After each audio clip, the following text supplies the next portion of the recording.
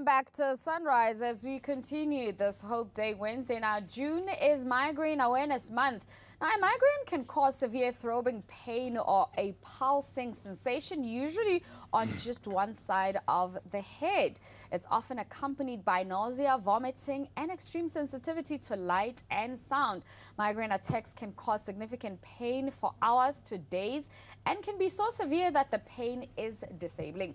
Now, to talk more on this, we're joined by Dr. Elliot from the Headache Clinic, and we're also taking your calls on 01144711742 or 4471620. And we also got your Facebook comments as well. Good morning to you, Dr. Good morning. Right, so now let's just sort of like kick off the conversation by understanding what increases the risks of migraines. Do you know what is the cause behind them? You know, nobody knows what's the underlying cause. But fortunately, you know, on one side there's a cause, on the other side there's the effect. The effect is the terrible pain. And even if you don't know what the actual cause is, if you can break the chain of events before it gets to the pain, you can stop it. So fortunately now, and this is what Migraine Awareness Week month is about, we can break that chain so that people don't get migraines anymore. And what's interesting is there's a variety of migraine called cluster headache, which is much worse than migraine. It's actually called suicide headache.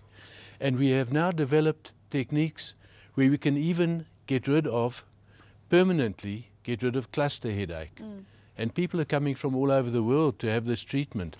So it's a very exciting time, and it's something that people should know about. So how do we identify that, okay, this is no longer, obviously the pain is extreme.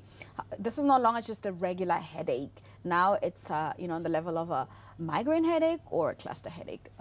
Well, as the pain gets worse, you get more nausea, more light sensitivity, more sound sensitivity. As it gets worse, all these things happen, and then we tend to call it migraine. But it's really the same disease. And cluster is a migraine on steroids. Cluster as a migraine on steroids, okay. Well, kind of, you know, it's a really bad, it's worse. It's called suicide headache. So what are the, I mean, in terms of like medication that one can take or things that one can do to sort of like deal with it before they get to the level where, you know, it's finally... It's very, very difficult. And the biggest problem with medication, and this is what people should know, is that whatever medication you use to treat a migraine or a cluster headache attack, if you have to use them regularly, they slowly make you have more and more attacks, and the attacks get more and more severe. It's called medication overuse headache. And at the headache clinic, half the people we see have already developed medication overuse headache, which means their headache's far worse, because of the medication. Okay, is there a link between hormones and migraines? There is a link. Little boys and little girls get the same number of headaches. As soon as girls start menstruating and have their cycles, it goes to 3 to 1. But it's not the hormones that are the problem.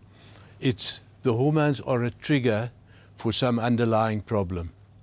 So usually women have normal 28-day cycles and they get hormonal headaches. There's nothing wrong with the hormones. We've got to find out where the pain is coming from, and that's what we do.